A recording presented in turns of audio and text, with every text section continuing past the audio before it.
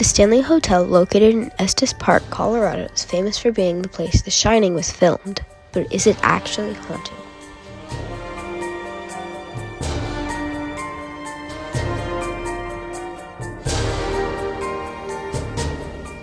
Room number 217 is one of the most famous rooms in the entire hotel for good reason.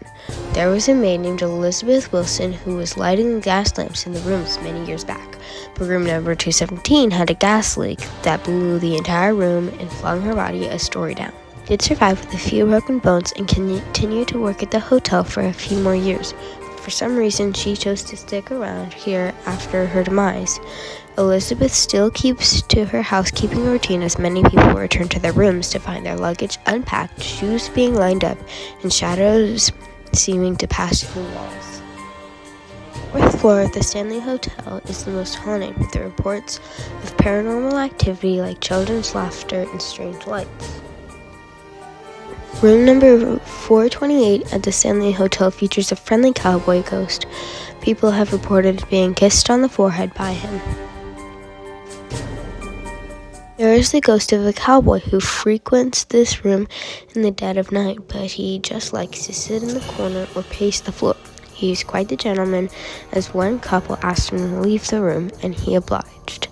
The other ladies have awoken to him kissing their forehead goodnight. No one knows his story, but everyone can respect a man who respects the ladies, even in the afterlife. Ghost children play throughout the Stanley Hotel, especially in and around room 418. The infamous twins from The Shining are based on these tales. This particular room is haunted by ghost children who like to play with the objects in this room. Guests have seen lights flicker, hangers move on their own, and some people's covers are even ripped off of them during the night. A 4-year-old girl stayed in this room a few years back and told her mother in the morning that a young boy had tickled her during the night, but he left after she asked him to stop. Children are known to make up stories, although it is hard to think that this is just a funny coincidence. One of the most paranormal active sections of this hotel is the concert hall. Employees and guests have died in and around the concert hall, leading to its activity. This is one area where a lot of people report hearing and feeling the touch of ghosts. There was a worker named Paul who used to enforce the curfew in the hotel, but unfortunately he passed away back in 2005 after suffering a heart attack on the job. People say that you can hear him telling you to get out, while others swear he tried to push them out the door and into the hall. The founder of the hotel, named Flora Stanley, was known for her pianistic skills, which are often shown off in the concert hall as the guests claim to hear music even when no one else is in the room. A small girl who had been thrown out of the Stanley Hotel and perished still haunts the concert hall and basement. Many years ago, a young girl named Lucy was found in the hotel basement peeking at some construction plans.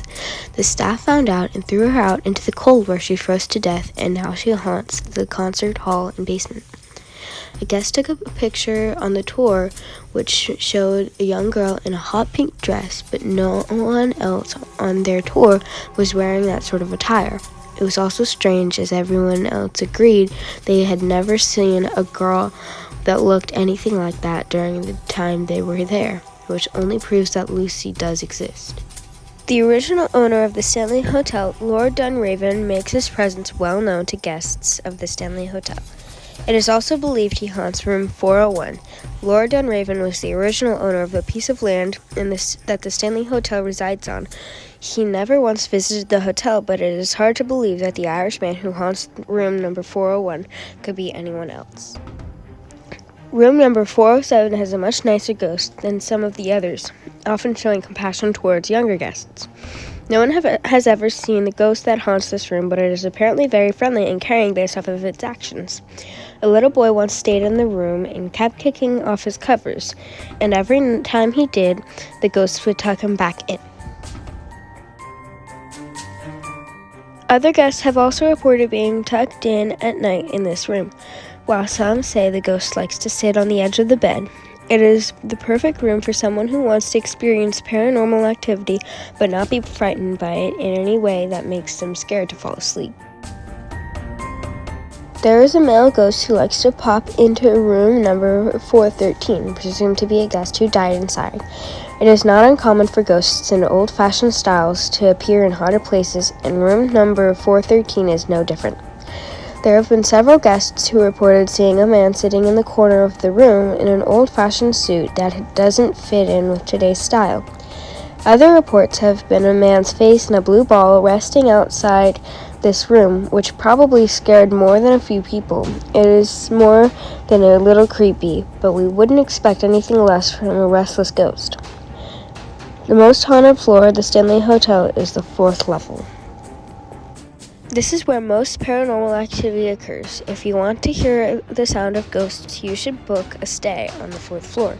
You can hear children's laughter, partygoers returning after a long night, and the pitter-patter of children's feet running down the hall. People have also seen strange lights, and some say they felt a presence while they were in this hall, all of which wouldn't seem to be normal activity in a hotel. It is hard to say it is not haunted when there are so many reports pointing to ghosts on this particular floor. Stephen King, the author of The Shining, was staying with his wife at the Stanley Hotel. He woke up from a terrifying dream about his son going down the hall in a tricycle. He then seen 2 ghost girls standing in the hallway, hence the scene from the movie. He went outside to smoke a cigarette, and by the time he was done, he knew he was going to make The Shining.